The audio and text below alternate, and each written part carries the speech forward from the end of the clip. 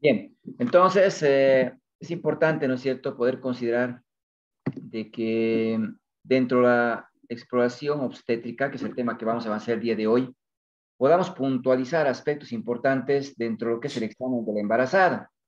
Entonces, tenemos que considerar, ¿cierto?, que ahora que estamos yendo al hospital, que vamos a ver pacientes no obstétricas y pacientes ginecológicas, un aspecto importante es elaborar una adecuada historia clínica. Probablemente esto lo van a ir, ¿no es cierto?, afinando en la práctica hospitalaria al entrevistar, ¿no es cierto?, a los diferentes pacientes que les toque, ¿no es cierto?, valorar. Sin embargo, aquí simplemente recordarles, la historia clínica de la embarazada tiene la misma estructura que el resto de las historias clínicas. Y eso es importante, ¿no es cierto?, poder considerar para poder, ¿no es cierto?, el desarrollar o poder, ¿no es cierto?, redactar la historia clínica. Sin embargo, tiene un contexto muy particular en algunos aspectos cuando hacemos las maniobras para poder, ¿no es cierto?, orientar en relación al embarazo. Entonces, lo mismo, no olvidarse que cuando están con una paciente embarazada, como cualquier otra especialidad, hagan de cuenta, ¿no es cierto?, que están con una paciente, pues, a la que tienen que recabar la mayor información que nos permita, ¿no es cierto?, llegar a un diagnóstico. Y que lo que estamos escribiendo es un documento médico legal, ¿no es cierto? Por tanto, tienen que escribir con buena letra, tiene que ser lo más extenso, de manera explícita.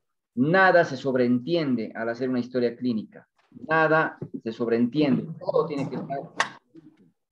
Y bueno, no abreviaturas, no borrones, no correctores, todo lo que han ido viendo en el transcurso, ¿no es cierto?, de la carrera.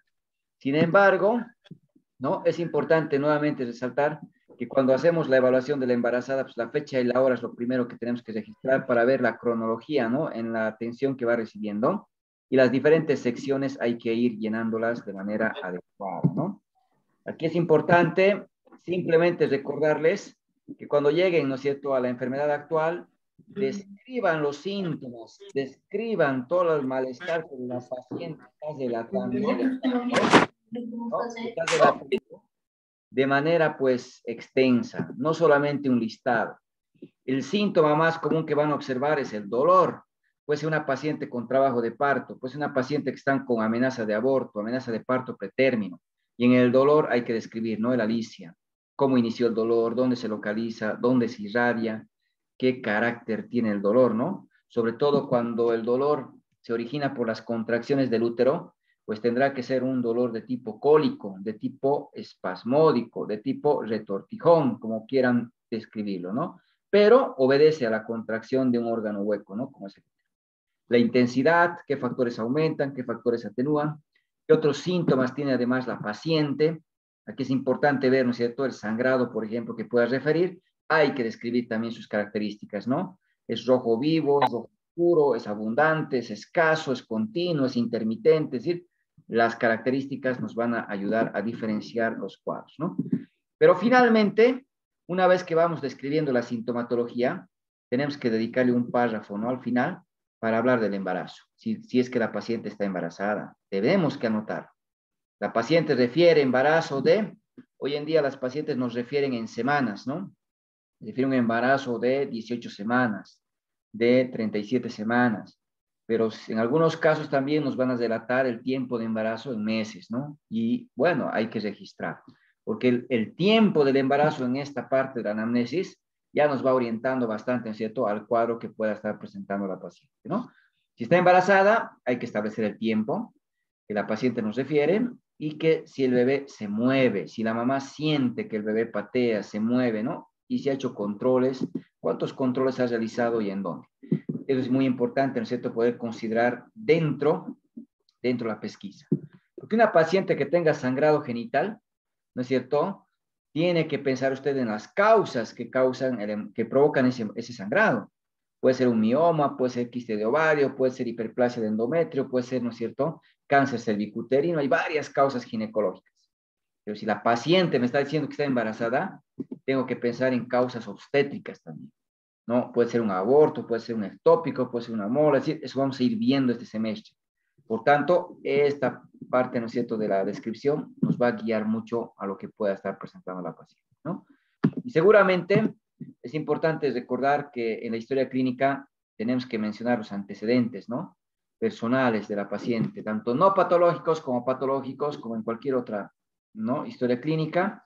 Hablar de los antecedentes familiares, ¿no? De los padres, los hermanos, los hijos, que puedan tener alguna enfermedad hereditaria o transmisible. Pero la última, ¿no es cierto?, sección de antecedentes corresponde a los antecedentes ginecobstétricos. Y aquí es importante, ¿no es cierto?, no olvidarse, toda mujer, ¿no?, que haga usted historia clínica tiene que tener sus antecedentes ginecobstétricos, aunque no esté embarazada. Es más, muchos de estos antecedentes nos van a ir, ¿no es cierto?, orientando a factores de riesgo que pueda estar teniendo la paciente, o bien nos va a ir orientando sobre el embarazo que pueda estar presentando. Y aquí seguramente vamos a empezar a describir, ¿no?, la menarquia o menarca, ¿no? ¿A qué edad comenzó la primera menstruación? Ya, en algunos casos describimos, ¿no?, la telarquia, el desarrollo de la mama, la pubarca, el desarrollo, ¿no es cierto?, del vello púbico. Sin embargo, por lo general, la menarca o menarquia va seguida de la descripción de la menstruación, ¿no? Las características. Se presentan los ciclos menstruales de manera regular, con qué frecuencia se presentan, cuántos días dura el sangrado menstrual, ¿no? ¿Está asociado a dolor o no? Y si está asociado a dolor, utilizamos el término, ¿no?, de dismenorrea, dificultad durante, ¿no es cierto?, el sangrado menstrual. Pero cuando la paciente refiere, ¿no?, que no tiene molestias, vamos a utilizar el término, ¿no?, de eumenorreicos, ¿no? Eumenorreicos. Entonces los ciclos pueden ser también no estar asociados al dolor, la eumenorrea, ¿no? Eumenorreicos, que no hay molestias, que no provoca el dolor, ¿no es cierto?, que la paciente va refiriendo. Después vamos a ir orientados a la fecha de última menstruación, ¿no? O al último periodo menstrual, que son abreviaturas que podemos utilizar y que nos permiten en algún momento, ¿no?, primero sospechar de un embarazo. ¿No es cierto? Si recuerdan los signos de embarazo, hay signos de presunción, signos de probabilidad y signos de certeza.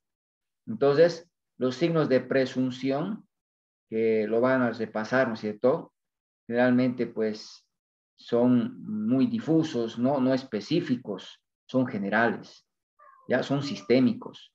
Pero cuando hablamos de los signos de probabilidad, ahí vamos a encontrar, ¿cierto?, que hay signos uterinos, signos vulvovaginales, y podemos hablar, ¿no es cierto?, de la amenorrea, por ejemplo. Y cuando hablamos de amenorrea, lo vamos a identificar justamente, ¿no es cierto?, por la fecha de último periodo menstrual, cuando ha habido una ausencia, una falta de la menstruación por un periodo de 90 días o 3 meses. Solo puedo hablar de amenorrea cuando la paciente, ¿no es cierto?, tiene falta o ausencia de la menstruación por 90 días, ¿no?, o más, o 3 meses o más. Pero si hay una falta de la menstruación por un periodo que no ha llegado todavía a los 3 meses, no puedo utilizar el término de amenorrea, sino falla menstrual, ¿no es cierto?, o atraso menstrual, como comúnmente vamos a denominar. Solo cuando tenga 90 días o 3 meses, recién puedo hablar de amenorrea. Pero es un signo de probabilidad de embarazo, ¿no es cierto? Ahora, si la paciente ya ha confirmado que está embarazada, a esta fecha de última menstruación o último periodo menstrual nos va a ayudar a ¿qué? A calcular, ¿no es cierto?, las semanas del embarazo, el tiempo del embarazo. Nos va a ayudar a ¿qué más? A calcular, ¿no es cierto?, la fecha probable del parto. ¿Cuándo más o menos estamos estimando que se va a producir el nacimiento? Y aquí seguramente vamos a recordar que existen reglas que tenemos que aprender, ¿no es cierto? Hay fórmulas que nos van a ayudar a calcular una fecha aproximada para el nacimiento. Las reglas de Naegeli, las reglas de Wall, las reglas de Pinard, son 3 reglas que las tienen que aprender, ¿ya? Y las tienen que dominar. De las 3 reglas, la que van a utilizar en primera instancia es la regla de Naegeli, es la que más comúnmente la utilizamos. No quiero decir que sea la mejor ni la peor, pero es la que más comúnmente usted la va a requerir porque es lo que más utilizamos en los hospitales. Entonces, empiece a calcular la fecha probable de parto con la regla de Naegeli. Y no se olvide que esto es un aproximado, no es exacto, ¿ya? No es exacto. Porque el embarazo tiene una duración variable, ¿ya? Una duración variable. Y aquí quiero considerar que ustedes se acuerden que vamos a denominar como un embarazo de término. Ya cada vez que hablemos de un embarazo de término, me estoy refiriendo a un embarazo que vaya, ¿no es cierto?, desde las 37 semanas cumplidas hasta las 41 semanas con 6 días. Es decir, mientras no llegue a las 42 semanas, estoy hablando de un embarazo de término, ¿ya? Hasta las 41 semanas y 6 días. Si hoy tiene 41 semanas, 6 días, todavía es de término. Mañana va a ser un embarazo postérmino. En nuestro medio no acostumbramos a utilizar un diagnóstico que está descrito en la literatura, embarazo en vías de prolongación, ¿no? Que se denomina a partir de las 41 semanas, porque ya se está acercando a las 42 semanas, ya se está acercando a ser un embarazo prolongado. Sin embargo, aquí en nuestro medio no lo utilizamos, ¿no? De tal manera de que un embarazo de término es de 37 hasta 41.6. Y vamos a llamar embarazo prolongado o embarazo post-término cuando tiene 42 semanas cumplidas o más. Entonces, ahí tendremos que hablar, ¿no es cierto?, de un embarazo post-término o embarazo prolongado, donde ya el riesgo del feto es alto, ¿ya? Entonces tienes riesgo de muerte, tienes riesgo de complicarse, porque la placenta ya no va a ser suficiente como para poder nutrir y asegurar su bienestar. Entonces, vamos a ir viendo este capítulo en su momento, que es un embarazo de riesgo, ¿no? Con alta morbilidad y riesgo de mortalidad también para el feto. Y bueno, ahora, ¿a qué vamos a llamar embarazo pretérmino? ¿Ya? El embarazo pretérmino lo vamos a denominar aquel embarazo que se extiende desde las 22 semanas hasta las 36 semanas con 6 días. Y tienen que acostumbrarse a hablar de semanas completas y los días que van completando, ¿no es cierto?, el periodo que corresponde, ¿no?, a la gestación. Porque así le falte un día, ¿no es cierto?, todavía no puede nacer el niño. Un embarazo pretérmino o prematuro, como comúnmente se lo va denominando, tiene, ¿no es cierto?, elementos que están todavía inmaduros, que van a comprometer su bienestar una vez producido el nacimiento.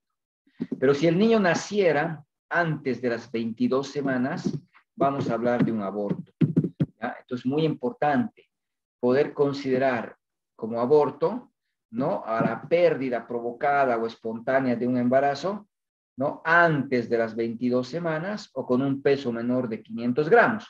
Eso nos dice la definición.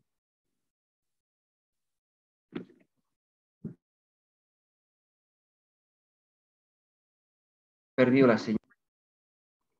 No se preocupen, vamos a retomar. Bueno, son cosas que pasan. Ahí está. Se puede ver la presentación, ¿verdad? Sí, doctor. Doctor. Muchas gracias. Entonces, como les iba diciendo, ¿no? Es importante considerar el tiempo del embarazo, ¿no?, de acuerdo a las semanas. Esos diagnósticos los tienen que recordar para los casos clínicos que resolvamos ya durante el semestre. Porque la conducta varía, si es un embarazo pretérmino, de término o postérmino, ¿ya? Es muy diferente, vamos a ir viendo las conductas. Entonces, ahí tenemos que partir, ¿no? En los casos que van a tener, hay que calcular bien las semanas de embarazo. Entonces, de esta manera, ¿por qué he mencionado todo esto en la fecha probable de parto? Porque la fecha probable de parto es un aproximado, no es una fecha exacta, es un aproximado. Porque si se acuerdan bien, había indicado, ¿no es cierto?, que el embarazo de término era de 37 hasta 41.6 semanas, lo que hacía que el niño puede nacer 37 semanas, y es de término, 38 de término, 39, 40, 41, un día, 2 días, 3 días. Tiene un amplio margen para producirse el nacimiento. Sin embargo, ¿no es cierto?, es fundamental, ¿no es cierto?, considerar que el niño deba nacer durante este periodo. Si es postérmino, tienes riesgo. Si es pretérmino, tienes riesgo y complicaciones. Entonces, la fecha que vamos estimando justamente, ¿no?, es un aproximado, y eso hay que hacer entender a la paciente, ¿no? Porque a veces conocemos, tu niño va a nacer en esta fecha, y la paciente, como no nació, viene y quiere que lo operemos, ¿no? Quiero que me hagan cesárea porque ya tenía que nacer ayer. No, el cálculo es un aproximado. El parto se puede producir antes o un poco después. Y eso es muy importante, ¿no es cierto?, poder hacerle comprender. Y bueno, hay reglas que vamos a aprender, les decía, Naegeli, Wall y Pinar, que ahorita vamos a revisar. El IPSA, inicio de vida sexual activa, a qué edad, ¿no es cierto?, vamos a, es la edad a la que la paciente empezó a tener actividad sexual. Necesitamos saber el número de parejas sexuales por los contactos que ha tenido, el riesgo de, ¿no es cierto?, por ejemplo, de las ITS, que pueda estar asociado. A mayor cantidad de parejas, más riesgo, solo eso. Métodos de anticoncepción o métodos, ¿no es cierto?, o la planificación familiar, ¿no? Aquí, ¿qué método estaba utilizando? ¿Durante qué tiempo? Es importante poder registrar. Y la información obstétrica, aquí en antecedentes ginecobstétricos, no se olviden, número de gestaciones, número de embarazos, ¿no? Número de partos vaginales, número de abortos, número de cesáreas, sin incluir el embarazo actual. Si tengo una paciente primigesta, primer embarazo, ¿no? Primigesta, mi información obstétrica será gesta 0, parto 0, aborto 0, cesárea 0. Pero, ¿y el embarazo? No, el embarazo no cuenta. Este embarazo actual no cuenta, porque esto es antecedente. Lo vamos a incluir en el diagnóstico. Claro que lo vamos a incluir, pero en antecedente no. Y si tuviéramos una paciente, por ejemplo, que tiene antecedente de 3 gestaciones anteriores, hoy está con su cuarto embarazo, ¿no es cierto? Su cuarto embarazo, es importante considerar, ¿no es cierto?, solo los 3 embarazos previos. Por ejemplo, si esta paciente ha tenido 2 partos vaginales, no ha tenido cesáreas y ha tenido un aborto. Es así como tenemos que registrar su información obstétrica, ¿no? Gestaciones 3, partos 2, cesárea 0, aborto 0. Y no incluyo el embarazo actual que está cursando. Y como estoy hablando ahora de varios embarazos, ¿qué tengo que hacer? Describir cada uno de ellos, porque en la información obstétrica ahora nos toca, ¿no es cierto?, describir cada una de las gestaciones. Es decir, tendríamos que anotar gestaciones 1, ¿no? Y anotar, ¿no?, parto vaginal, por ejemplo, considerando que ha sido un parto, ¿no es cierto?, por esta vía, parto vaginal, obteniendo, es muy importante, ¿no?, a ver, ¿no es cierto?, recién nacido, si era vivo, y aquí vamos a recabar información en relación al embarazo que estamos ahorita registrando. Recién nacido vivo, masculino, por ejemplo, hay que saber. Peso al nacimiento es importante, ¿no? Y la mamá siempre se acuerda del peso, porque el médico le tiene que avisar una vez producido su nacimiento, ¿no? Y eso no pueden olvidarse. El peso al nacimiento. El Apgar la paciente no conoce. Entonces anotamos, ¿no?, el llanto inmediato. Llanto inmediato. Eso hay que preguntar. El niño nació y empezó a llorar ese rato. Eso nos orienta un poco, ¿no?, cómo ha podido ser el Apgar que tuvo, ¿no es cierto?, al nacimiento, ¿no? Y habrá que anotar la edad también, ¿no? O por ejemplo, el parto vaginal, háganse de cuenta, el 2000, por ejemplo, 2018. Y aquí habrá que anotar, ¿no?, la edad. El niño vive, tiene, ¿no es cierto? Ahí está. Tiene 4 años, por ejemplo. 4 años. Entonces, es importante describir. Y ahora me toca, ¿no?, el segundo embarazo. Y luego el tercer embarazo. Describiendo así, ¿no?, si ha nacido por cesárea, si ha nacido por parto, si ha sido un aborto, de cuánto tiempo el aborto, y eso tenemos que ir completando, ¿ya? Hay pacientes que tienen, ¿no?, 10 bebés anteriores, ¿no?, y hay que describir a los 10, a todos, porque ahí vamos a poder encontrar ciertos datos que nos van a ayudar a comprender si es que hay algún factor de riesgo asociado justamente a la información obstétrica que estamos ahorita recolectando. Si la paciente tiene flujos vaginales, ¿no?, con frecuencia, hay que anotarlos. Si se ha hecho Papá Nicolau, ¿no es cierto?, hay que anotar qué fecha, considerando, ¿no es cierto?, que el Papá Nicolau es un estudio citológico para la detección del cáncer cervicuterino. Entonces, el cáncer cervicuterino es una causa importante de muerte por causa ginecológica. Entonces, toda oportunidad no la podemos desperdiciar para poder, ¿no es cierto?, orientar. Y si la paciente está de acuerdo, tomar la muestra si corresponde, ¿no? Entonces, vamos a anotar la fecha probable la fecha en la cual se realizó el último Papá Nicolau y poder orientar en función de esto. Ahora, la fecha probable de parto que les había indicado. Aquí tenemos 3 reglas. Las reglas de Naegeli, Igual y Pinar, ¿no es cierto?, que les había mencionado hace rato. Seguramente es importante aquí recordar que les dije, ¿no?, Naegeli la tienen que dominar. ¿Y cómo calcula las reglas de Naegeli la fecha probable de parto? sumándole 7 días y restando 3 meses. Y si corresponde, le aumenta un año. ¿A quién? A la fecha, ¿no es cierto?, del último periodo menstrual. Y cuando hablamos de la fecha del último periodo menstrual, tenemos que identificar el primer día del sangrado del último ciclo que la paciente ha presentado. Entonces, eso es muy importante que corroboren. ¿Cuándo ha sido su última menstruación? Doctor, ha sido el 23 de noviembre. ¿El 23 de noviembre ha comenzado o ha terminado el sangrado? Ha terminado, doctor. Entonces no es la fecha. ¿Cuándo ha comenzado? El 17, doctor. Esa es la fecha. Tenemos que identificar el primer día del sangrado. Y a partir de esta fecha vamos a hacer los cálculos, ¿no? Si su fecha de última menstruación ha sido el 17 de noviembre del 2021, la fecha probable de parto, según las reglas de Naegeli, la vamos a calcular sumando 7, dicho. 17 más 7, 24. 24. 11 menos 3 me da 8, agosto. Y como en este caso me da otro año, le vamos a sumar el 1 que había dicho, ¿no? 2022. 24 de agosto del 2022. ¿Ya? Entonces, eso es muy importante que puedan, ¿no es cierto?, ejercitarse en cada paciente, es lo que realizamos. Si tengo una paciente cuya fecha de última menstruación, por ejemplo, ha sido el 15, pónganse de agosto del 2021, ¿cuándo sería la fecha probable de parto? ¿Algún voluntario?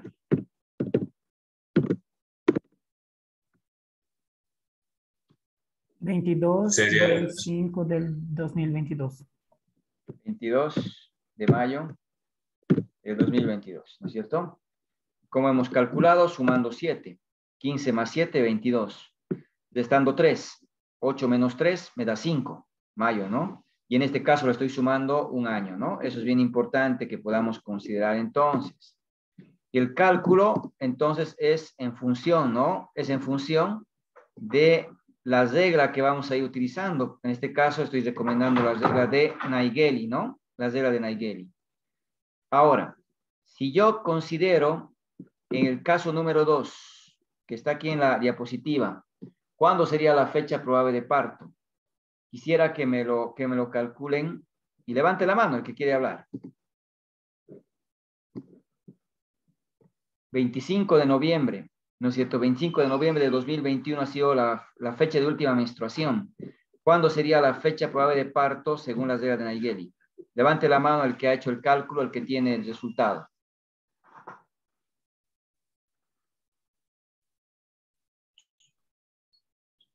Doutor, seria 2 de 9 de 2022.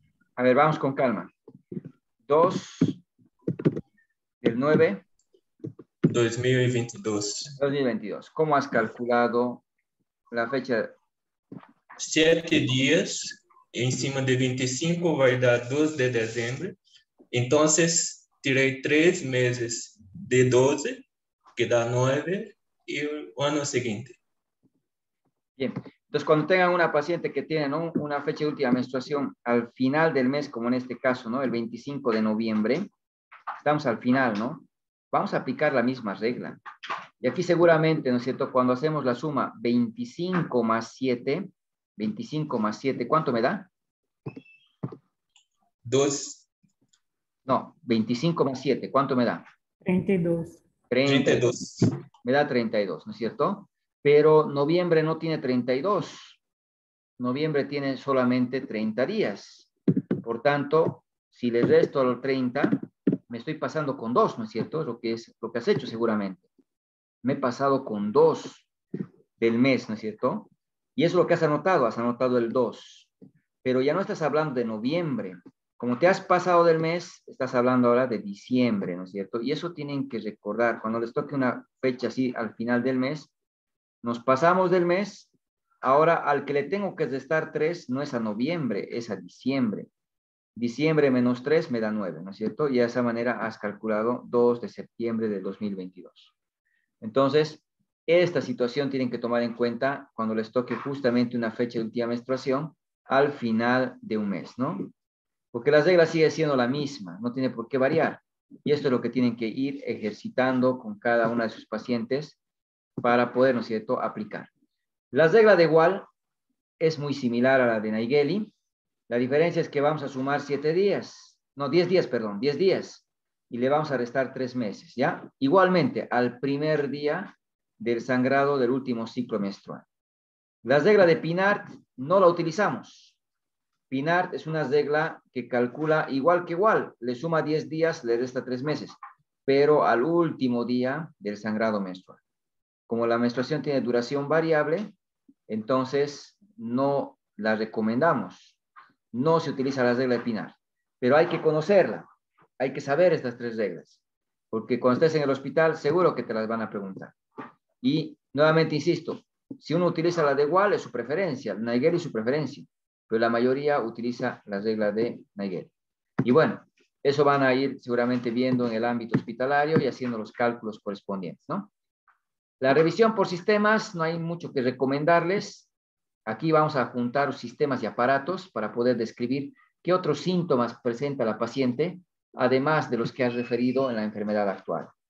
Por tanto, si hablamos de un dolor abdominal en el hipogastrio que se origina por las contracciones uterinas, es lógico pensar que no corresponde el dolor al aparato digestivo, sino, ¿no es cierto?, al aparato genital, ¿no es cierto? Y aquí, en el aparato geniturinario, por ejemplo, que los unimos, siempre hay que hacer mención, ¿no?, que esta información ya ha sido descrita en la enfermedad actual y no la vamos a repetir, ¿no? El examen físico no va a cambiar, hay que tomar en cuenta los signos vitales, las medidas antropométricas, la marcha, todo lo que corresponde, ¿no? Y la exploración regional, lo mismo. No podemos olvidarnos que la embarazada tiene ojos, tiene nariz, tiene ojos, tiene oídos, ¿no? Boca, cuello, pulmón, corazón. Es raro ver al interno auscultando un corazón a una embarazada, porque parecería que solo nos interesa el útero, nos interesaría el feto, cuando en realidad, ¿cierto?, hay que examinarla rápidamente. Si hay algún signo, ¿cierto?, que llama la atención, examinemos, revisemos a esa paciente, ¿no?, de manera completa. Y bueno, no puedo olvidarme de la descripción de mama, ¿no? La mama tiene cambios durante el embarazo, se vuelve turgente, se hiperpigmenta la areola, el pezón, se hipertrofia las glándulas, ¿no?, sebáceas que hay en la areola. Las glándulas de Morgagni se convierten en tubérculos de Montgomery. Hay secreción de calostro. Entonces, las venas, la red venosa de Haller se observa, ¿no? Son venas que se ven a través de la piel por la congestión de la mama. Entonces, todo eso hay que describir, ¿no? No podemos olvidarnos que en mama es una región que pues, está asociada a la producción de la leche, muy vinculada, ¿no es cierto?, por lo que vendrá seguramente ya próximo al nacimiento del bebé, pero también ya hay cambios durante el embarazo, ¿no? En el abdomen, seguramente el orden de la diapositiva es lo que vamos describiendo, ¿no? Sin embargo, es importante recordar, ¿no?, la inspección, la auscultación, la palpación y percusión como técnicas o pasos semiológicos de exploración, pero estás muy acostumbrados en el hospital, ¿no?, describirla en el orden que está descrito aquí en la historia, ¿no? Si bien en la inspección ya vemos algunos cambios, ¿no? Aquí dice abdomen globoso, por ejemplo, ¿no? O abdomen distendido. Pero ¿por qué está globoso? ¿Por qué está distendido? Porque el útero está creciendo. Entonces, abdomen globoso, ¿no?, a expensas del útero gestante, ¿no?, del útero grávido. Y si la paciente tiene un panículo adiposo redundante, bueno, abdomen globoso a expensas de útero grávido y tejido adiposo, ¿no?, tejido graso, ¿no? Luego, habrá que escribir, ¿no?, si tiene estrías, por ejemplo. Habrá que escribir si tiene cicatrices, por ejemplo, ¿no? Sobre todo en las cesáreas hay que tener mucho cuidado, ¿no? La cicatriz correspondiente a una incisión de Van Steel pasa desapercibida. Y después, cuando la paciente interna, no se habían percatado de que la paciente tuvo cesáreas. Claro, la paciente no te dijo. ¿Por qué? Porque este niño del producto de cesárea probablemente falleció. Y cuando tú le preguntaste, ¿tienes niños? ¿Tienes hijos? No. Entonces, muy importante, ¿no?, recurrir a la inspección. Y para eso tendría que estar, ¿no?, descubierta la región, ¿no es cierto?, del abdomen, cubierta con su bata hacia arriba y la sabanilla que cubra los genitales, sí, pero hay que observar, ¿no? Hay que observar. Entonces, la paciente tiene que estar en decúbito dorsal, nosotros al lado derecho, ¿ya?, para examinar a la paciente, con el abdomen descubierto, ¿no?, y la región genital seguramente van a ver en las emergencias. En la consulta todavía, ¿no?, la paciente está vestida, solo con la batita, ¿no?, que nos ayuda a descubrir regionalmente, y hay que hay que empezar, ¿no es cierto?, a medir la altura uterina. Y para eso necesitan esta cinta métrica, ¿no?, de la costurera, que la utilizamos nosotros, muy, muy práctica, para hacer mediciones, y entre ellas la altura uterina, ¿no? Para eso pedimos ligeramente que flexione las rodillas para que relaje el abdomen y tenga, ¿no es cierto?, una medición más adecuada. No hay que medir altura uterina cuando está con una contracción uterina. Cuando el útero se pone duro, está con una contracción. Entonces, el útero crece y nos da una altura uterina mayor de la que realmente tiene. Y eso hay que tener cuidado. No se mide altura uterina en contracción uterina, sino en relajación. Una vez que medimos la altura uterina, para eso fijamos, ¿no?, con el dedo índice, vamos a ver un video corto, en la sínfisis pubiana, y vamos recorriendo la cinta entre el dedo índice y dedo medio, ¿no? Como una tijerita la sujetamos, palpando con esta mano que está ubicada de manera perpendicular, ¿no? Donde va sintiendo dónde está el fondo del útero. Y hasta ahí vamos a medir en centímetros, ¿ya? Y eso es importante, medir la altura uterina. Después hay que palpar al feto, ¿no? Hay que palpar al feto para saber cómo está acomodado, ¿no? Para saber la estática fetal. Y ahí vamos a recurrir a las maniobras de Leopold. La altura uterina la vamos a realizar cuando el embarazo, ¿no es cierto?, ya se puede palpar encima del pubis, porque el útero normalmente es intrapélvico. Y cuando crece producto de un embarazo, se lo puede palpar a través del abdomen. ¿A partir de cuántas semanas se puede palpar el útero por encima del pubis? ¿A cuántas semanas de embarazo yo puedo palpar el fondo uterino a nivel del pubis? 26. 12, 12 a 15, doctor. 12 semanas ya tendríamos que palpar, ¿no? 12 semanas ya ustedes pueden pensar. Les llega un embarazo de 10 semanas. No vamos a poder sentir el útero, ¿no es cierto? Porque es intrapélvico. No vamos a sentir. Pero si es más de 12 semanas, ya tengo que intentar tocar el fondo uterino, ¿no? Ya puedo medir incluso. Y bueno, las maniobras de Leopold las vamos a realizar de preferencia a partir de las 26 semanas. No quiere decir que antes no se las pueda realizar.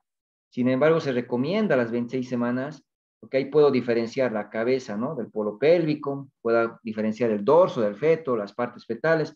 Me va a ayudar mucho más reconocer las partes del feto con las maniobras de Leopold.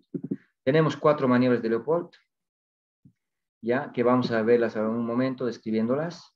Aquí quiero recordar que la primera maniobra de Leopold me ayuda a determinar la situación del feto. La segunda maniobra, la posición del feto. La tercera maniobra me ayuda a determinar la presentación del feto. Y la cuarta maniobra, el grado de encajamiento.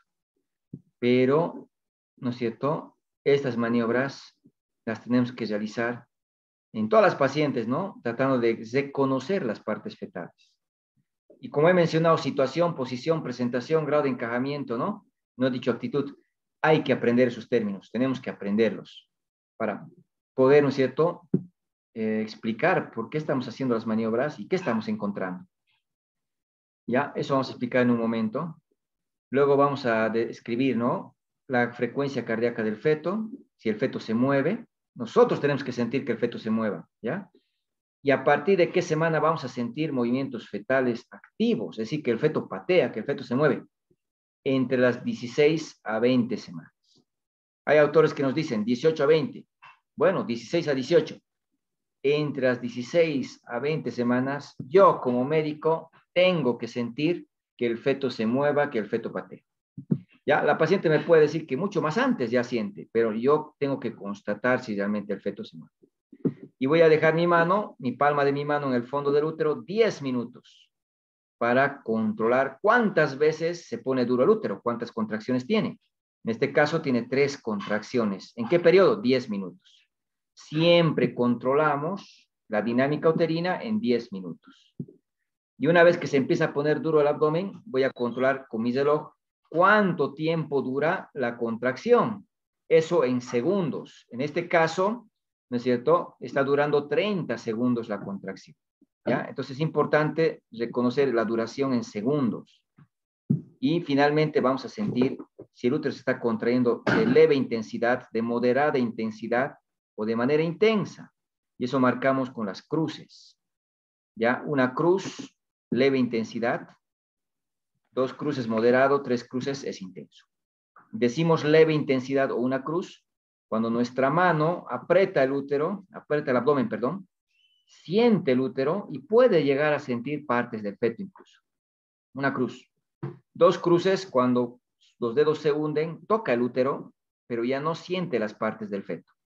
Y tres cruces cuando difícilmente ya puede reconocer el útero. Entonces, y peor, sentir al feto. Entonces, una manera subjetiva de poder establecer la intensidad, pero es la que aplicamos en el ámbito hospitalario, ¿no?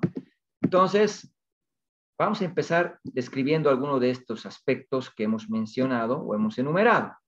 La altura uterina, les he dicho. Vamos a medir la altura uterina. ¿Y para qué medimos la altura uterina? Primero, para calcular la edad del embarazo, la edad gestacional por clínica. El tiempo del embarazo lo tienen que calcular idealmente por la ecografía del primer trimestre, por la primera ecografía que tiene el paciente, la paciente. Eso es lo ideal. Seguramente están viendo, ¿no? En los cálculos que hacen, les piden siempre la ecografía, la primera que se ha hecho, dentro del primer trimestre, porque tiene un margen de error de una semana. Por tanto, es confiable. ¿Ya? En el segundo trimestre y tercer trimestre ya no es confiable la ecografía. Y eso es muy importante recordar. El cálculo de las semanas de embarazo, lo ideal es hacer por ecografía. Del primer trimestre. Si no tuviera ecografía la paciente porque no se ha hecho o no ha hecho control, bueno, recurrimos a la fecha de última menstruación. Y la fecha de última menstruación es un dato que muy rara vez la paciente no se acuerda. Generalmente se acuerda. Tendríamos que considerar, ¿no es cierto?, que la paciente tenga ciclos regulares, que la paciente los últimos 3 meses no haya estado consumiendo anticonceptivos hormonales, pero bueno, y que se acuerden para que considere que es una fecha confiable. Y es un buen método, calcular por FUM, que vamos a ir viendo eso al final. Si la paciente no se acuerda de su fecha de última menstruación, o peor todavía, no ha visto porque estaba dando de lactar, ¿no es cierto?, y se ha embarazado en una amenorrea de lactancia, sin ver la menstruación se embarazó, ¿no? Hay pacientes que a los 4 meses vienen a su control para cuidarse con algún método y resulta que hacemos la prueba de embarazo y se embarazó, porque no le estaba dando leche, ¿no es cierto?, de manera exclusiva, por ejemplo, y eso le aumenta el riesgo de que el MELA, ¿no es cierto?, no sea pues, efectivo y puede embarazarse. Entonces pasa. En ese caso, recurrimos a la clínica. ¿Y cómo vamos a calcularla con la clínica? Midiendo la altura uterina. No es el mejor método, es el peor método, el calcular las semanas de embarazo por clínica. Y solo lo voy a hacer cuando la paciente no tenga ecografía del primer trimestre y cuando no recuerde o no haya visto su fecha de última menstruación.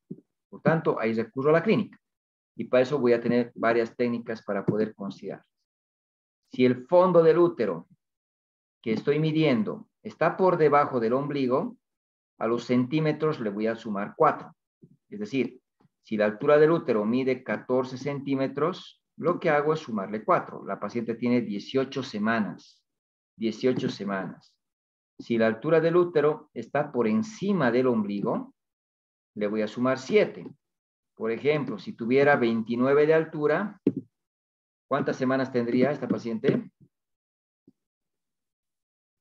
36. 36. Y con 36 semanas, ¿de término, pretérmino o postérmino?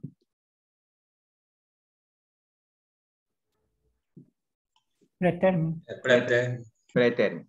Entonces resulta que la altura uterina me puede ayudar a calcular semanas. Si está por arriba del ombligo, le sumo 7. Si está por debajo del ombligo, le sumo 4. Si está a nivel del ombligo, le sumo 6. Entonces son una forma fácil de estimar una edad gestacional. Hay pacientes que no hacen controles prenatales. Llega una embarazada, está con trabajo de parto, está con dilatación, no tiene FUM, no tiene ecografía. La paciente, ¿no es cierto?, se vino directo para el nacimiento. Medimos una altura uterina de 32 semanas. ¿Cuántas semanas tendría esa paciente? 32 centímetros, perdón.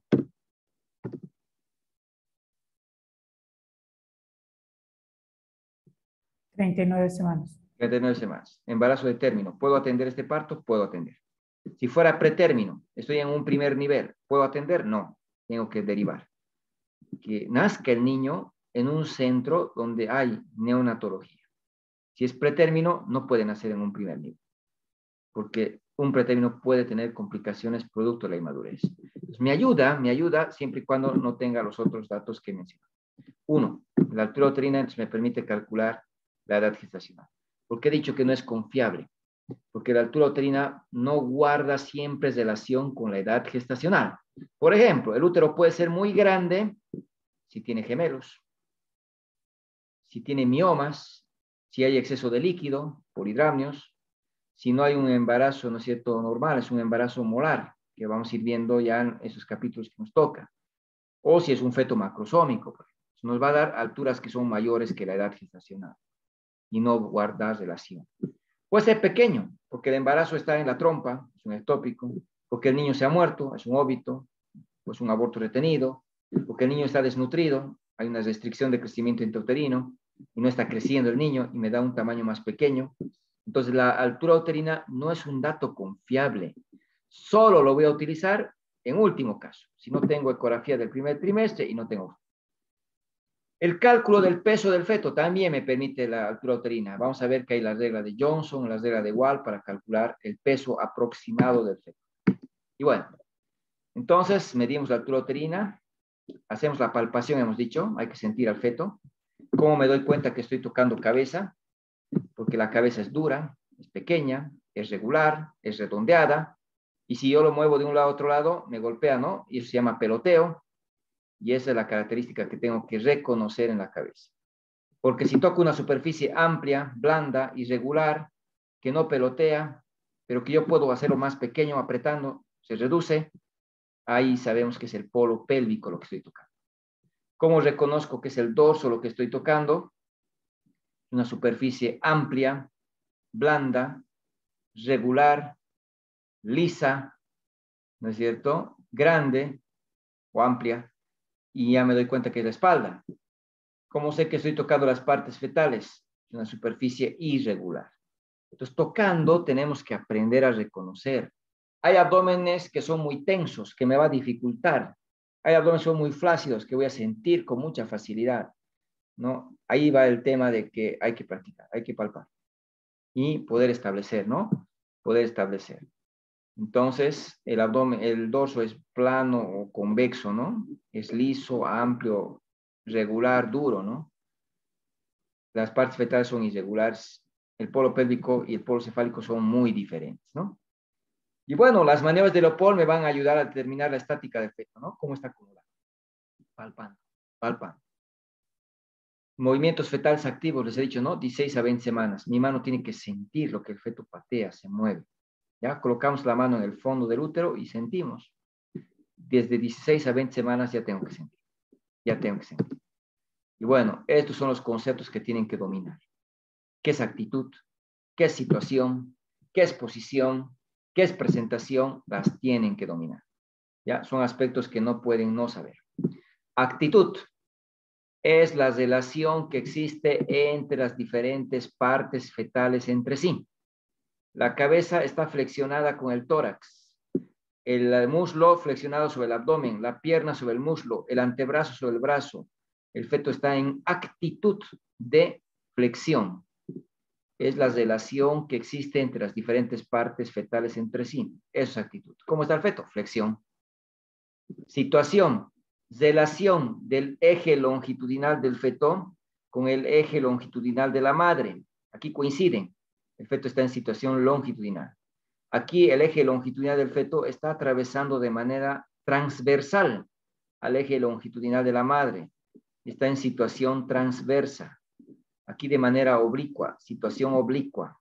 La situación oblicua generalmente nosotros no la describimos porque es algo transitorio. Cuando empieza el parto, generalmente el niño se va a ir a longitudinal o en algunos casos a transverso, pero no se queda en oblicuo. Situación. Posición es la relación del dorso del feto con uno de los hemiabdómenes maternos, ¿no? En este caso, por ejemplo, es una posición dorso derecho, porque está relacionado al flanco derecho, ¿no? O a la mitad derecha del abdomen. En este caso es una posición dorso izquierdo, porque el dorso del feto está relacionado, ¿no?, al lado izquierdo del abdomen. Y eso me está estableciendo la posición. La presentación es el polo del feto que está en relación con el estrecho superior de la pelvis materna. ¿Se acuerdan en pelvis ósea? Dijimos, hay un anillo de entrada a la pelvis menor, se llama estrecho superior, la van a recordar porque es la entrada al canal del parto. Entonces, aquí recordamos nuevamente, ¿no? Presentación es el polo fetal que está en relación con el estrecho superior de la pelvis materna, capaz de desencadenar un mecanismo de parto. Entonces, ¿el polo cefálico está en relación? Sí. ¿El polo cefálico desencadena un parto? Sí. Hay una presentación cefálica. ¿Aquí el polo pélvico está en relación con el estrecho superior? Sí. ¿El polo pélvico puede desencadenar parto? Sí. Hay una presentación pélvica. ¿Aquí el hombro está en relación con el estrecho superior? Sí. ¿El hombro puede desencadenar parto? No. No hay presentación acromial. El feto que está en situación transversa no tiene presentación. El hombro no desencadena parto, por tanto, no hay parto en el feto en situación transverso porque no tiene presentación. Es indicación absoluta de cesárea.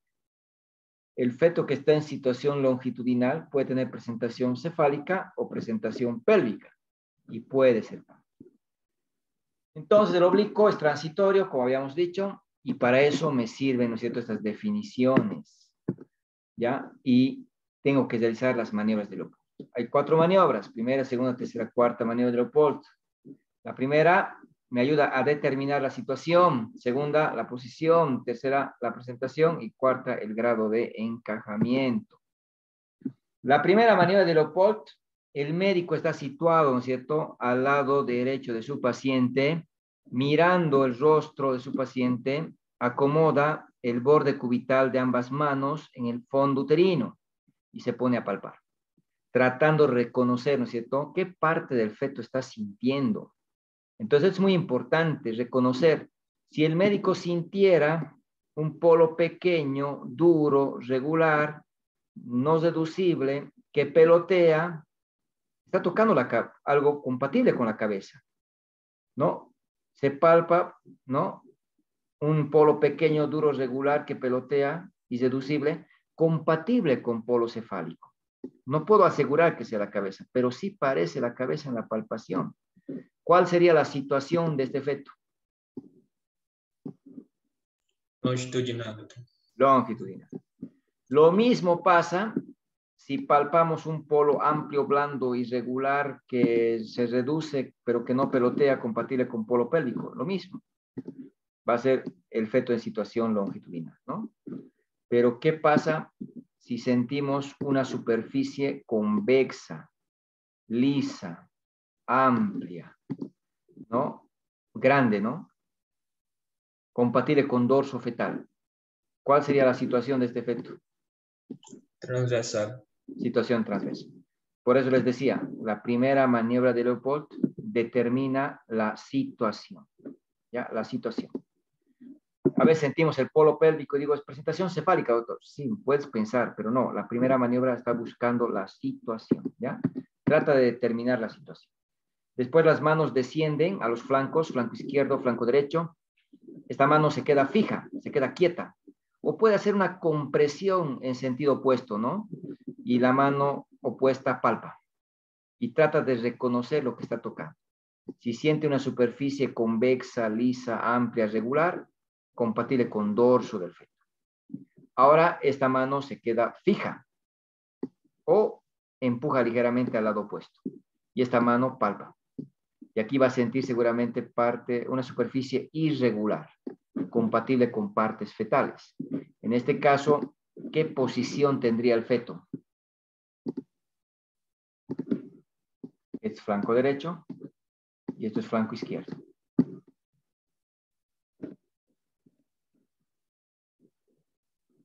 Posición dorso Izquierdo. izquierdo. Dorso izquierdo.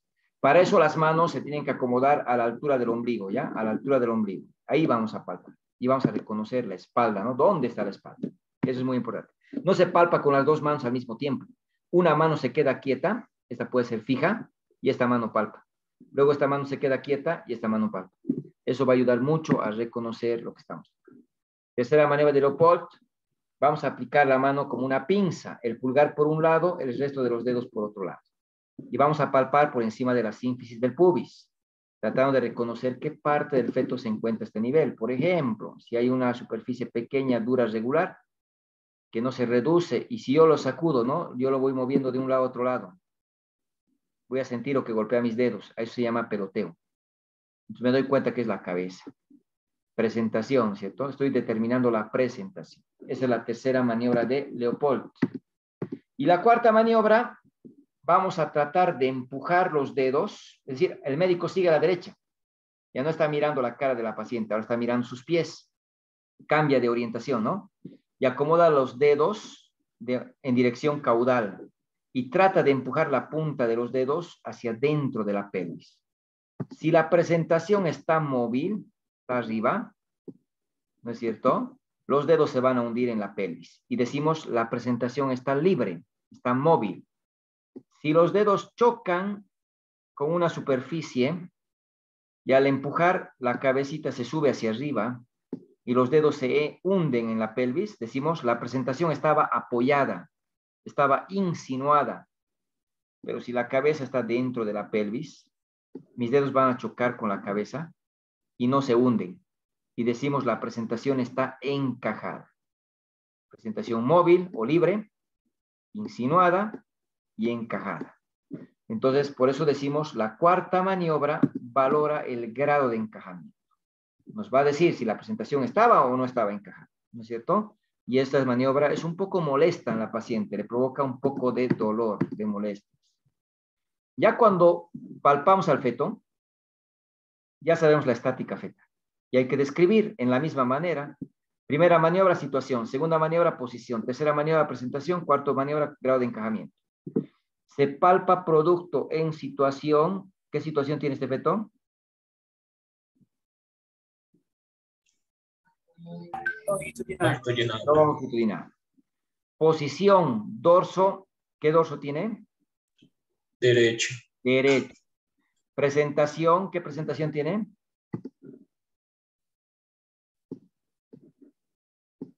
Cefálica, ¿no? Eso describimos.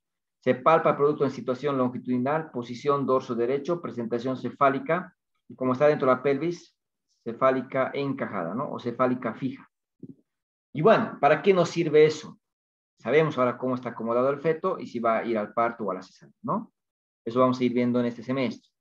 Pero también me ayuda a buscar el foco de máxima auscultación. ¿Dónde voy a escuchar el corazón del feto? ¿Dónde se puede escuchar el corazón del feto? ¿Dónde? En relación al hombro anterior. El hombro anterior. Aquí veo un hombro, ¿no? Este hombro está hacia adelante, este es el hombro anterior. El hombro posterior ni lo veo. Entonces buscamos dónde está el hombro anterior. Ese es el foco de máxima auscultación. ¿Por qué? Porque aquí se colecta el sonido de manera más directa y más fácil. El latido cardíaco transmite el sonido al pulmón, que está lleno de líquido, eso conduce al tórax, el tórax conduce al hombro, ¿no es cierto? Y ahí podemos escuchar, porque del hombro entra en contacto con el útero a través de la pared abdominal me permite escuchar. Y para eso voy a utilizar un instrumento. Este es el estetoscopio con efecto Doppler. Normalmente lo llamamos como ecosón. Entonces, cuando te hablen del ecosón, te están hablando de este estetoscopio. Que hay que colocar gel donde estás estimando que está el hombro anterior, colocas el transductor, prendes el aparato y vas a escuchar el latido cardíaco y vas a ver el valor que está escrito. Ahora, es importante decorar, ¿y cómo ubico dónde está el foco de máxima auscultación? Si el feto tiene presentación cefálica, el foco va a estar debajo del ombligo. Si el feto es pélvico, presentación pélvica, el foco va a estar arriba del ombligo. El dorso del feto te va a ayudar donde está el hombro anterior. Si el dorso es derecho, ahí está el hombro, en el lado derecho. Si es dorso izquierdo, vas a encontrar en el lado izquierdo. Por tanto, si tengo un feto en situación longitudinal, ¿ya? Dorso izquierdo, presentación pélvica móvil, ¿dónde voy a escuchar el latido cardíaco? ¿Dónde está el foco de máxima auscultación? ¿Arriba del ombligo o debajo del ombligo? Arriba, ¿no? Arriba del ombligo. ¿Lado derecho o lado izquierdo? Dorso izquierdo. Izquierdo. Lado izquierdo. Entonces, colocamos el gel, colocamos el transductor y escuchamos. Ya, puedo escuchar con el estetoscopio de Pinart, que es un cilindro de madera que me permite recolectar el sonido desde la fuente de origen hasta mi oído y poder escuchar, ¿no es cierto?, los latidos cardíacos. Y esto lo hacemos a partir de las 20 semanas. Con el estetoscopio de Pinart, tiene que ser de madera, porque si es de plástico, si es de aluminio, no conduce bien. Si es de madera, conduce bien. A partir de 20 semanas voy a utilizar el estetoscopio de Pinart, ¿ya? Y hay que escuchar, siempre palpando el pulso de la madre, para no confundirnos y escuchar, ¿no es cierto?, pulsaciones, ¿no?, o latido materno. Hay que ver que la madre tiene su propio ritmo, el feto tiene su propio ritmo, por tanto, no tienen que coincidir, ¿no es cierto? A veces hay, ¿no es cierto?, la posibilidad de escuchar a la madre y no al feto. Sobre todo, nos alarmamos cuando está, ¿no?, entre 100 y 60, pero puede ser que el feto esté con una bradicardia marcada, ¿no es cierto?, como diferencia, que no son sincrónicos, no tienen el mismo ritmo, ¿no? Pero hoy en día nos facilita mucho el ecosón, ¿no? Este instrumento me permite escuchar el latido cardíaco incluso mucho más temprano, a las 12 semanas. Entonces, cuando el útero, ¿no es cierto?, ya se puede palpar, coloco encima de la sínfisis pubiana el gel y ahí vamos a escuchar. Entre 10 y 12 semanas ya puedo escuchar con el ecosón. 20 semanas con el Pinart. Y mediante la ecografía transvaginal ya podemos ver latido cardíaco a las 6 semanas. Entonces ya puedo saber si el producto está vivo, ¿no es cierto?, a las 6 semanas con ecografía. Con el ecosón 10 a 12 semanas y con el estetoscopio de Pinart a las 20 semanas. Y eso me ayuda mucho, ¿no es cierto?, a poder correlacionar el latido cardíaco del feto. Y el latido del feto, ¿no es cierto?, vamos a considerar como normal 110 hasta 160. Porque si es menos de 110, bradicardia fetal. Si es más de 160, taquicardia fetal. En el hospital, si te preguntan cuánto es la frecuencia cardíaca fetal, no hay ningún problema que digas 120, 160. Porque este valor manejamos en el hospital con mucha frecuencia, ¿no?, muy arraigado, cuando en realidad hasta 110 ya deberíamos considerar como normal. ¿Ya? Entonces, 120, 160 es válido, está bien. 110, 160 es válido. Lo que más se utiliza en el ámbito hospitalario es este, 120, 160. Por tanto, si es menos de 120, avisa a tu médico, porque ya lo están enfocando a una bradicardia. Y si es más de 160, avisa al médico, porque ya estamos en una taquicardia. Y hay que buscar por qué el feto está con taquicardia, por qué está con bradicardia. El latido del feto nunca es lo mismo. Sube, baja, sube, baja, sube, baja, sube, baja. Por tanto, tiene que variar el latido cardíaco basal, ¿no es cierto? La frecuencia basal tiene que variar. ¿Cuánto va a variar? De 6 a 25 latidos. 6 a 25 latidos tiene que variar. Si varía menos de 6, variabilidad mínima. Puede ser que el feto se esté poniendo mal, que esté perdiendo su bienestar. Si varía más de 25, variabilidad marcada. Puede ser que el feto esté perdiendo su bienestar. De 6 a 25, variabilidad moderada, es lo que esperamos. Estoy controlando un parto, está con 141. A la media hora, 140. A la media hora, 139. A la media hora, 140. ¿Qué opina? ¿Está bien este feto o no?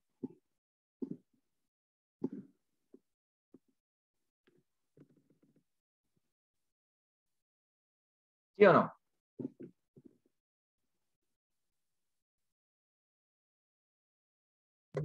Sí, doctor. El siguiente control le hago a la media hora, 100. ¿Cómo está el feto? Bradicardia. Bradicardia. ¿Qué vas a hacer cuando haya esta bradicardia? A avisar al médico. Pero todo el feto está con bradicardia. Le va a venir a controlar el médico, 100. Le va a romper membranas, meconio. Le va a decir, sufrimiento, quirófano. ¿Por qué no has controlado al niño? ¿Por qué no has monitorizado? He controlado, doctor. Cada medio lo estoy controlando. No has controlado. ¿Cuánto tiene que variar el latido cardíaco? Les he dicho.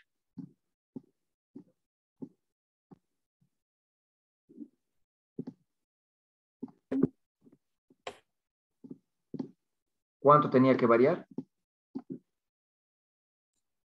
6 a 25. 6 a 25. ¿Cuánto está variando? 1, 1, 1 y 1. 1.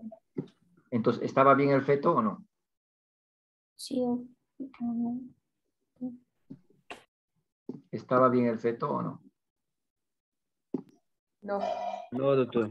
No estaba bien el feto. No se dejen engañar por el 120, 160.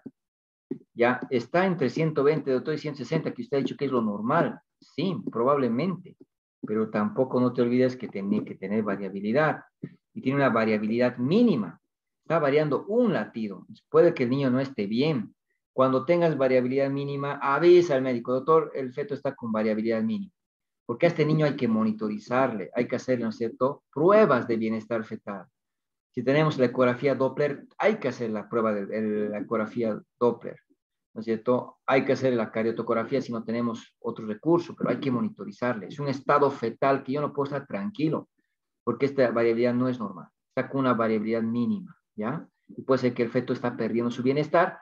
Y cuando ya detectas el 100, es porque ya está en la etapa final, en la respuesta vagal, donde ya muy poco vas a poder hacer para sacar un niño en buen estado, ¿no?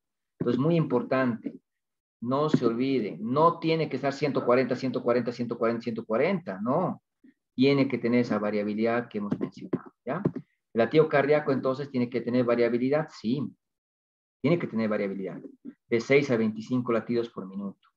Eso es lo que vamos a esperar. Si es menos de 6, ¿no es cierto? Variabilidad mínima. Ahora, si no hay variabilidad, ¿no? 140, 140, 140, bueno, ausente, ¿no? Y si es más de 25, les dije, variabilidad marcada, ¿no? Hay que comunicar todo eso, ¿listo? Esto de los dips, vamos a ver, las aceleraciones vamos a ver en su momento, ¿ya? Es importante que controlen la fetocardia en contracción y en relajación, ¿ya? En contracción y en relajación, ¿ya? ¿Qué pasa? ¿Qué creen que pasa con la frecuencia cardíaca del feto cuando hay una contracción uterina? ¿Tiene que aumentar o disminuir? Aumentar, doctor. ¿Por qué?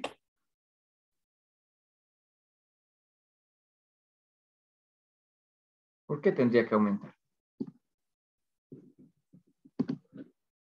La contracción comprime los vasos sanguíneos, llega menos sangre a la placenta, llega menos sangre al feto, hay hipoxia. La contracción uterina, no se olviden, provoca hipoxia al feto. ¿Cómo compensa el feto a la hipoxia? Con una descarga simpática. ¿Qué provoca la descarga simpática? Taquicardia. Entonces, el feto va a tener aumento de la frecuencia cardíaca del feto, de su frecuencia cardíaca en la contracción. Pasa la contracción, otra vez vuelve a la basal, con la variabilidad que hemos dicho. Empieza la contracción, aumenta. Es normal que aumente la contracción, la frecuencia cardíaca fetal, perdón, en la contracción. Pero tiene que volver a lo basal una vez que pasa la contracción. Ya, esto es lo normal. Al principio del parto, ¿ya? Entonces, tiene que aumentar. ¿Eso qué quiere decir? Tienen que controlar el latido cardíaco del feto en contracción y en relajación. No basta que controlen una sola vez, hay que controlar en contracción y en relajación. Cuando la cabecita del feto ya se ha encajado, está dentro de la pelvis, ¿no es cierto? Y choca con el piso pélvico, cada contracción va a empujar la cabeza contra la pelvis, desencadena un reflejo vagal, ¿ya? Entonces, cuando esté con membranas rotas, cuando esté con un parto, trabajo de parto ya avanzado, ya va a haber una compresión de la cabeza. Y en lugar de aumentar la frecuencia cardíaca del feto, más bien va a disminuir. Entonces, en una etapa avanzada del parto, la frecuencia cardíaca del feto disminuye. A esto llamamos el DIP 1. Esto lo vamos a ir viendo más adelante en el capítulo correspondiente. Esta desaceleración, este descenso de la frecuencia cardíaca, ¿no?, que coincide con la contracción, pasa la contracción y vuelve otra vez a lo basal. Viene la contracción, baja, pasa la contracción, otra vez a lo basal. Es fisiológico, ¿ya? Entonces no hay que asustarse. Doctor, el corazón está latiendo, está variando mucho. ¿Qué está pasando? Está disminuyendo. Es que tiene que disminuir por la compresión de la cabeza, por el reflejo vagal, ¿no? El DIP-1. Entonces es importante que aprendan a registrar tanto en contracción como en relajación y ver qué está pasando con la frecuencia cardíaca del feto. Esto lo vamos a explicar más en detalle cuando estemos en el tema relacionado al sufrimiento. Ya para ir terminando, ya estamos sobre hora, vamos a sentir que el feto se mueve, que el feto patea. ¿Ya? ¿A cuántas semanas tengo que sentir que el feto se mueve, que el feto patea? 16 a 20, doctor. 16 a 20 semanas, ¿no es cierto? 16 a 20 semanas. Entonces es un aspecto importante, lo tenemos que tener, ¿no es cierto?, en cuenta. Y ahí tenemos que saber, ¿no es cierto?, de que hay que valorar entonces sintiendo al feto, ¿ya? Palpemos, reconozcamos, ¿no? La primera maniobra tiene que sentir, ¿no es cierto?, el polo pélvico o el polo cefálico, pero yo no puedo asegurar, ¿no? Sino hay que sentir. Hemos dicho, la cabeza es pequeña, es dura, regular, ¿no es cierto?, que pelotea, es irreducible, que es muy diferente al polo pélvico, ¿no? El dorso es muy diferente a las extremidades y eso hay que hacerlo, ¿listo? Hay que hacerlo. La valoración pélvica, esto lo vamos a ver en parto, hay que ver genitales, hay que hacer tacto vaginal, ¿no? Ahí, en el primer tacto hay 10 parámetros que evaluamos y cada tacto después 9 parámetros, que esto lo vamos a ir viendo en los siguientes capítulos, ¿no?, relacionados a la exploración del tacto vaginal, ¿no? Y aquí la dilatación lo mismo, lo vamos a tratar en su momento para poder recordar, ¿no es cierto?, cómo se va evaluando en el tacto vaginal a la paciente, ¿no? Y hacer la pelvimetría también. Porque si bien podemos conocer una pelvis ósea, pero en el tacto hay que saber medir, ¿no es cierto?, valorar a esa paciente para ver si el parto va a permitirse a través del, o el feto va a poder pasar por la pelvis, ¿no? Y con esto, ¿no?, vamos a ver el diagnóstico, que es importante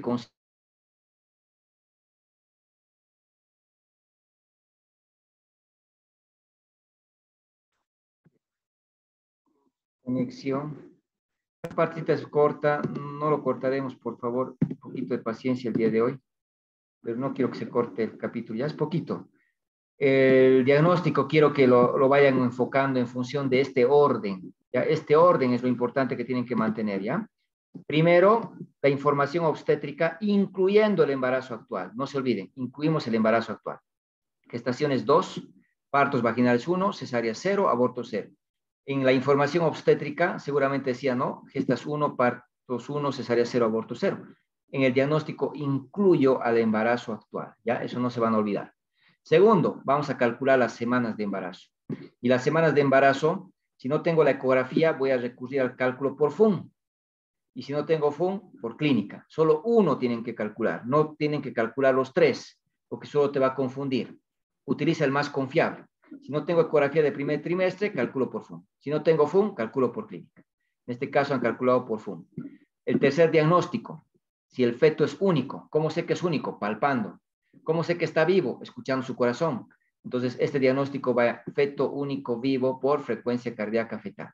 Estos 3 diagnósticos son los primeros que tienen que anotar, que no pueden olvidarse, ¿ya? Los 3 primeros diagnósticos en toda paciente.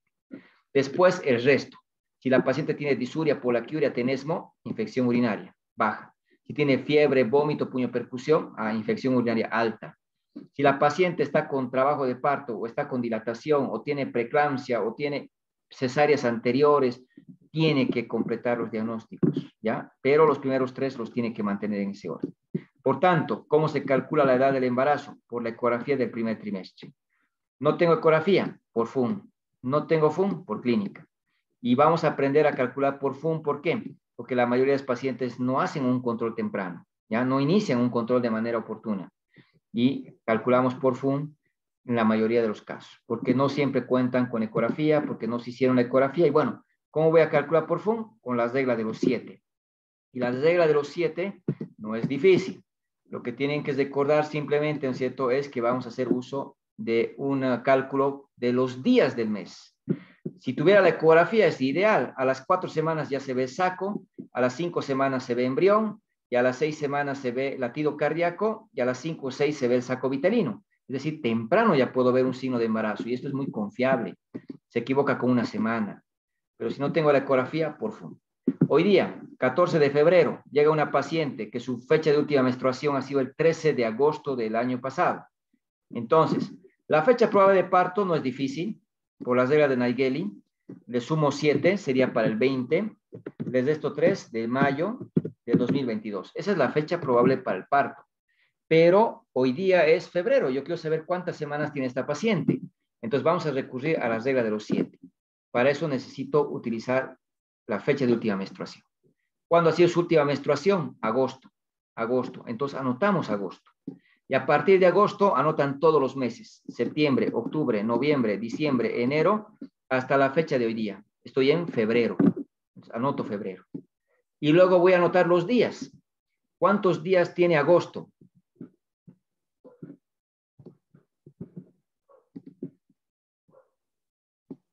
Agosto tiene 31 días.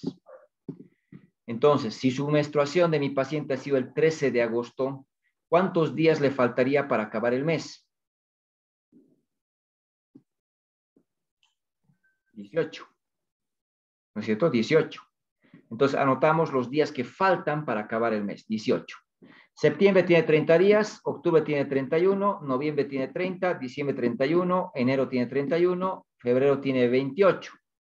Pero hoy no es fin de mes, hoy día es 14. Anoto la fecha de hoy día. Sumo todos los días, me da 185 días. Pero yo no quiero saber días, yo quiero saber semanas. Y 7 días hacen una semana, lo voy a dividir entre 7. Y me da 26.42. Voy a redondear solo con un decimal. En este caso, se queda como 26.4 semanas. La paciente, dicho de otra manera, tiene 26 semanas y 4 días. O 26.4 semanas, nada más. Vamos a quedarnos siempre con un decimal, ¿ya? Vamos a quedarnos siempre con un decimal. Segunda paciente, llega igual 14 de febrero, su FUN es el 12 de noviembre. 12 de noviembre. ¿Cuántas semanas tendría esta paciente?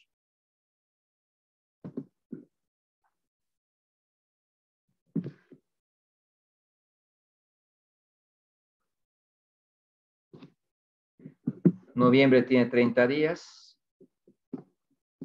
Entonces, ¿cuánto voy a anotar aquí? Su FUN es el 12 de noviembre. Entonces, noviembre anoto, diciembre, enero, febrero, hasta la fecha que estoy hoy día, febrero. Noviembre tiene 30 días.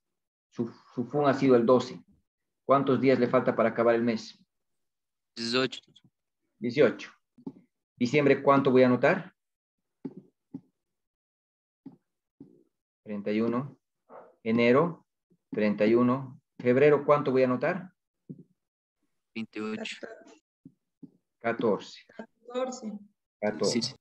¿Por qué? Porque hoy día es 14, ¿no ven? ¿Cuánto me da la suma? 94. 94. Lo divido entre 7. ¿Por qué entre 7? Porque 7 días hacen una semana. Me da 13.4 semanas. Ese es el tiempo de embarazo, ¿ya? Así quiero que calculen los ejercicios que tengamos que hacer en los casos clínicos, ¿ya? Entonces, si no tengo la fecha de última menstruación, recurro a la clínica, les he dicho, ¿no es cierto? Y en la clínica vamos a recurrir a, si la altura uterina está por debajo del ombligo, ¿cuánto le sumo? 4. Si está por encima del ombligo, ¿cuánto le sumo? 7. Eso hemos explicado. Pero si quiero utilizar reglas, puedo utilizar la regla de McDonald.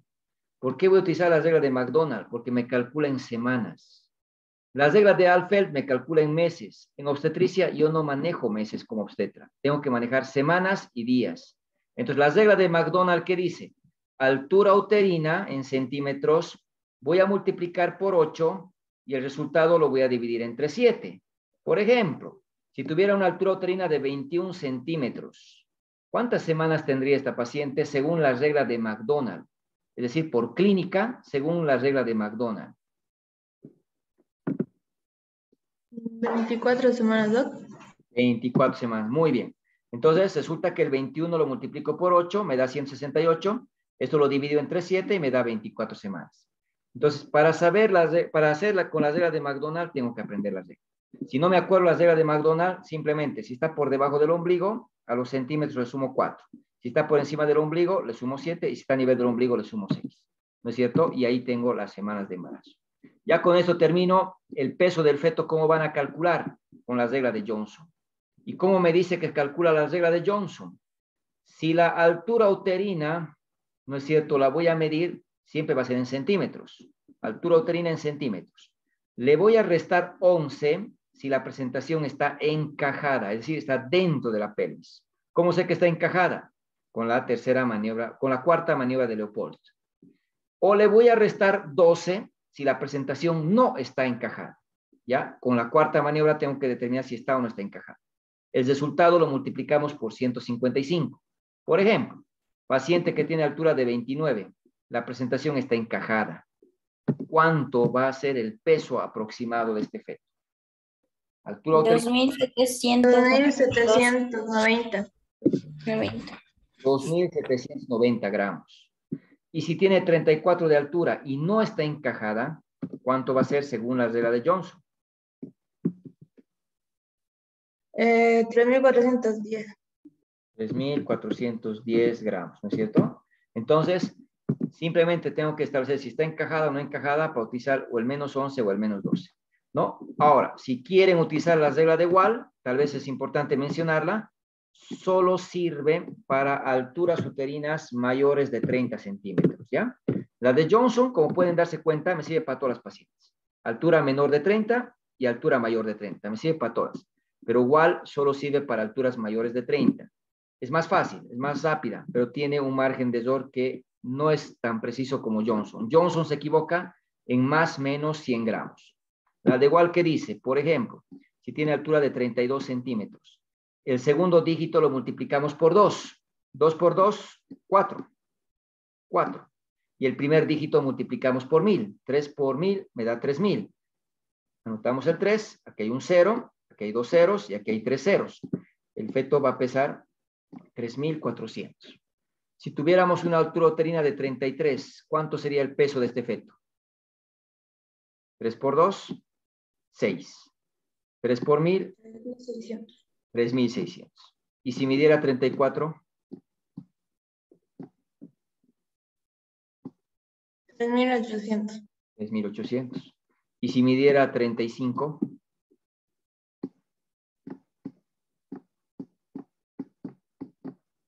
4.000. 4.000. ¿Cómo se llama el feto que pesa 4 kilos o 4.000 gramos, ¿no? O más? Macrosómico. Macrosómico. Entonces, cuando midan una altura de 35, no se queden cruzados de brazos, avisen al médico. Doctor, tiene altura de 35, porque puede estar frente a un macrosómico, ¿no? Y por eso es importante. Estas reglas es tan fácil, tan rápida, que me ayuda a establecer, ¿no es cierto? Si tuviera altura de 31, ¿cuánto va a pesar?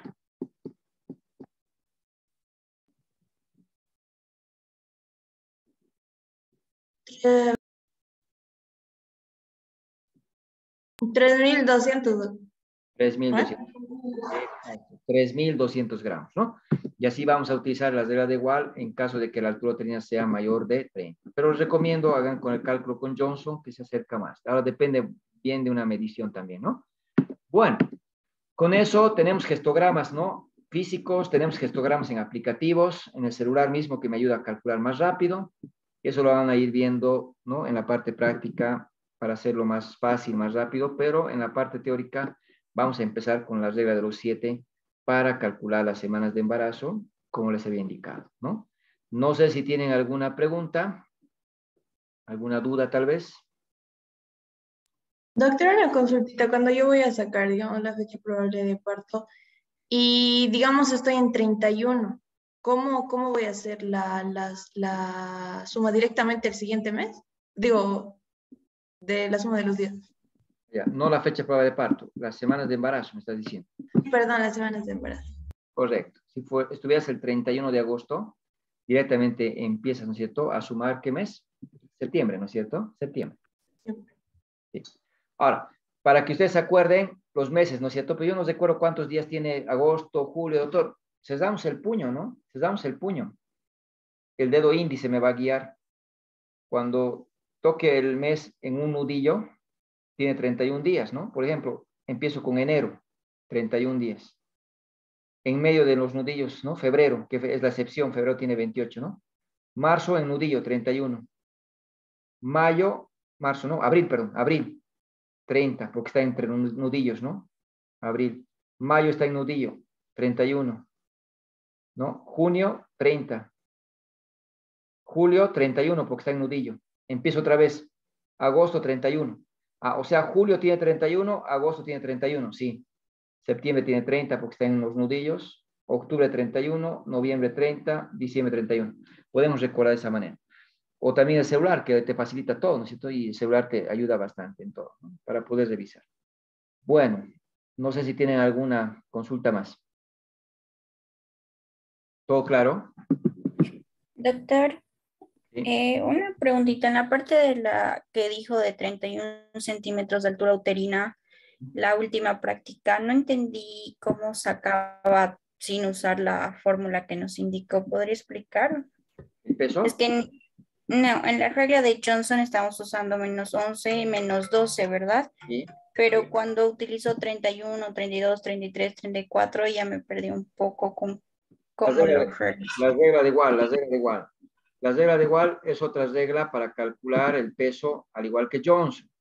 ¿Cuál es la más recomendada?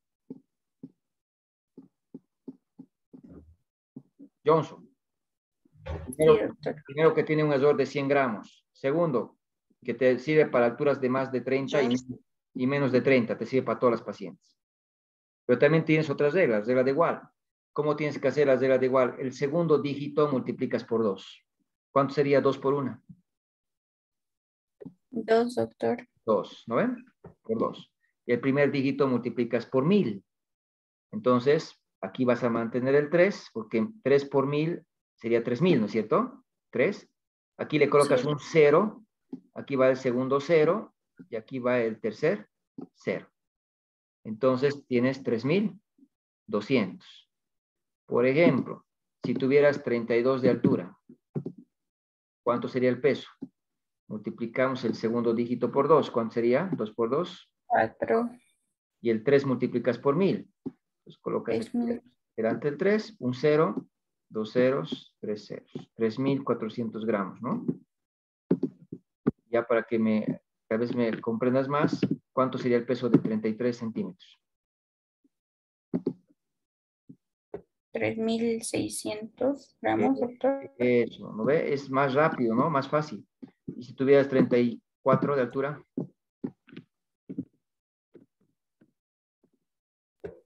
3800. 1800, ¿no?